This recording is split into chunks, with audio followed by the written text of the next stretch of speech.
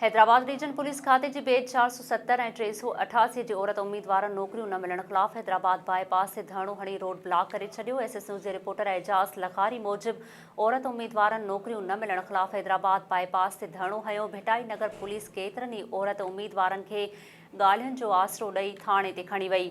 ॻाल्हियूं न थियण ते औरतुनि हैदराबाद प्रेस क्लब साम्हूं ॿीहर एहतजाजी मुज़ाहिरो करे रोड ब्लॉक करे छॾियो, जंहिं सबबि ट्रैफ़िक ब्लॉक थी वई। उन मौक़े ते अक्सा सहतो, सुमैया मेमुण, अनम ख़ासकेली, कायनात लुंड ऐं ॿियनि चयो आहे त पुलिस खाते सिंध में 2021 में बेड 388 ऐं 470 हैदराबाद रीजन जे शहरनि हैदराबाद, मटियारी समेत ॿियनि ज़िलनि में नौकरियुनि लाइ इंटरव्यू वरिता विया। ताज़ो मेडिकल कराए लिस्टूं जारी कयूं वयूं आहिनि, जंहिंमें मेरिट ते पास थियण बावजूदि खे नज़रअंदाज करे पुलिस खाते में मुक़रर मुलाज़िमनि जे हिक खां वधीक औलाद खे नौकरियूं ॾिनियूं वयूं आहिनि।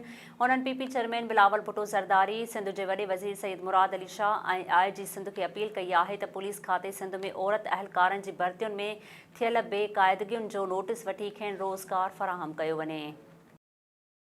नाज़रीन, वधीक ख़बरुनि ऐं अपडेट्स जे लाइ ॾिसंदा रहो एसएस न्यूज़ वेब टीवी। असांजे चैनल खे लाइक ऐं सब्सक्राइब करणु न विसारींदा।